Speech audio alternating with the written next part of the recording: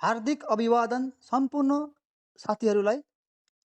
आज हामी यो भिडियोमा सिक्नेछौँ कसरी USDT स्टेबल कोइनदेखि पोलिगन ब्लकचेन टोकन कन्भर्ट गर्ने या USDT स्टेबल कोइनदेखि कसरी पोलिगन बनाउने। यो video step by step follow गर्नुहोस्।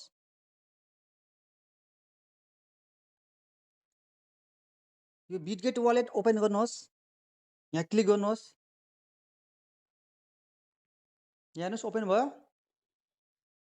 नेक्स्ट यहाँ हेर्नुहोस् मुनि राइट साइडमा यहाँ वालेटमा क्लिक गर्नुहोस्।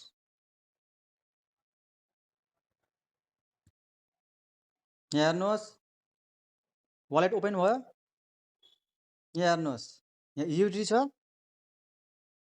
$8 र डाई छ 0, एलजिनेस 0, पोलिगन छ यहाँ हेर्नुहोस् 0। यहाँ हेर्नुहोस् $8 छ मेरो USDT फन्ड। यहाँ पोलिगन यहाँ हेर्नुहोस् 0 छ। अब म कन्भर्ट गरेर तपाईँलाई देखाउँछु यो भिडियोमा। USDT देखिको पोलिगन हामी बनाउने छौँ। हेर्नुहोस् भिडियो स्टेप बाई स्टेप। यहाँ क्लिक गर्नुहोस् USDT मा। हेर्नुहोस् नेक्स्ट यहाँ माथि छ हेर्नुहोस् ट्रेड लेखेको छ। यो ट्रेडमा क्लिक गर्नुहोस्।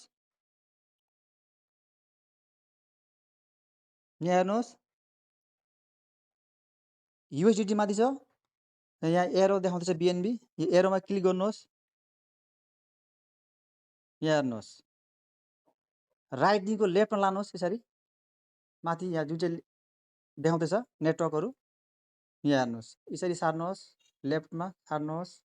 यहाँ हेर्नुहोस् पोलिगनको सिम्बल यसलाई क्लिक गर्नुहोस्। यो पोलिगनको सिम्बल हो। क्लिक गरे यहाँ हेर्नुहोस्। अब यहाँ क्लिक गर्नुहोस्। क्लिक गरे यहाँ हेर्नुहोस्। अब यहाँ तपाईँ एमाउन्ट बसाउनुहोस् कति तपाईँ गर्नु सक्नुहुन्छ। जस्तै कि मेरो यहाँ $8 छ मेरो फन्ड। म यहाँ अब $3 म कन्भर्ट गर्छु। यहाँ 3 लेखेँ मैले। यहाँ हेर्नुहोस्। यहाँ हेर्नुहोस् $3 मा मैले 37.5 पोलिगन मैले पाउने छु। अब यहाँ नेक्स्ट ट्रेडमा क्लिक गर्नुहोस्। क्लिक गरे कन्फर्म गर्नुहोस्। पासवर्ड दिनुहोस्। पासवर्ड दिए यहाँ हेर्नुहोस्। यहाँ हेर्नुहोस् 1 मिनट पनि लाग्दैन। यहाँ विदिन 20 सेकेन्डमै हुन्छ। यहाँ हेर्नुहोस् लाइभ तपाईँलाई म देखाउँदैछु। यहाँ हेर्नुहोस् तपाईँ काउन्ट गर्नुहोस्। विदिन 20 सेकेन्डको भित्रमा हुन्छ यो सक्सेस। यहाँ हेर्नुहोस् सक्सेस भयो। यहाँ हेर्नुहोस् ब्याक जानुहोस्।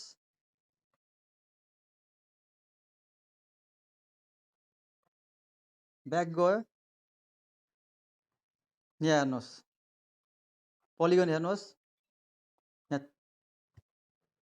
सक्सेस भयो। यहाँ हेर्नुहोस् 37 भयो आयो।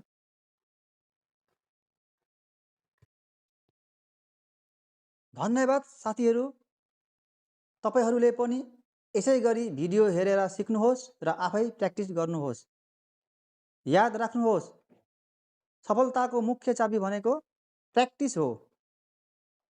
भिडियो हेर्नुभएकोमा धेरै धेरै धन्यवाद। फेरि अर्को नयाँ भिडियोमा भेटौँला।